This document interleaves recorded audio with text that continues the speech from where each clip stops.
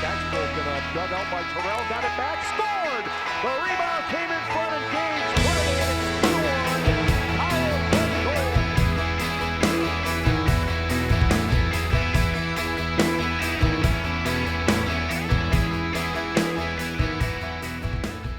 Well, we're playing good hockey down the stretch run, and that's important. You know, we went through a stretch where we faced the top 3 teams in the league, and you're sitting there, and it's a difficult stretch, you know, and we didn't get points out of enough of those games. So you go from feeling down on yourselves to feeling pretty good now, going 3 of our last 4 and important games, and you know, so we're playing good hockey down the stretch, which is what you want to be doing.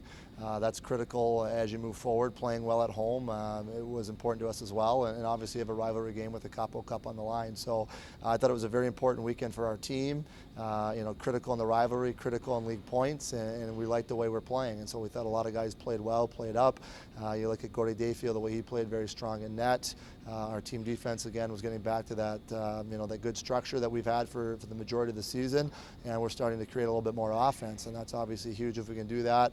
Our penalty kill has been good for a while here. We gave up 1, I think, over the last 2 weekends, and our power play is chipping in almost a goal a game, and so it's a really good time to have all those things going together. The locker room was pretty electric in there. Everyone was really excited after we won the Capo Cup. I think it's good to bring that back and win another trophy.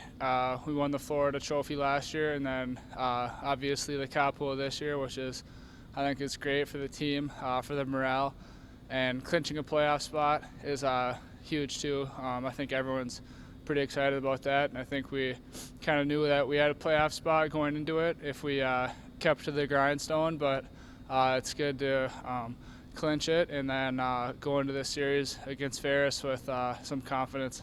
Well, I think the only you know, disappointing thing about Gage is when he got injured a couple times early. He had 2 separate injuries earlier on. You know, he played through them, so he wasn't playing at full strength. But I think this is a Gage you would have seen, you know, even earlier. He's been good for us all year. He plays in our top 6 lines. Or forwards. He plays on the power play, he plays on the penalty kill, so he plays every single situation. He's out there in critical moments. Obviously, you know, we had a great month offensively, as he's had most of the season. You know, we showed a clip Monday morning about him blocking a shot with 1.5 minutes. You know, he got in front, sacrificed a shot, so he does everything for our team. He's very important, whatever line he plays on. That's one of our top lines, so we really can't understate the importance of Gage Terrell. It's nice to see him get the accolades. He certainly earned them, and again, I think we would have saw this, you know, really from day one had he not had those injuries early on that he played with and dealt with. But he's a tremendous player for us this season, and moving forward he's going to be huge for our team. Yeah, I mean, once again, it's a great award, I feel, for me. I mean, I'm very pleased with it, and I feel humble with it, but a lot of it goes to thanks with your coaching staff, the opportunity of putting in different situations, power play, penalty kill, such as that, and your teammates helping you. Obviously, it's not a one-man sport, so I got to give thanks to not only the coaches but my teammates as well. Yeah, coach brought in the penalty kill, which resembles the Islanders, so it's pretty cool doing what they're doing, and it's a lot of like hard work, but it's paying off in the last month. So hopefully we keep rolling in the playoffs with that. Well, power play wise, you know, the number's obviously not as high as you want it to be, and there's a lot of good penalty killing teams in our league and some good goaltending. They certainly have a large part of that. But what we do like about it is I think 3 of the last 4 games we've scored at least 1 power play goal per game.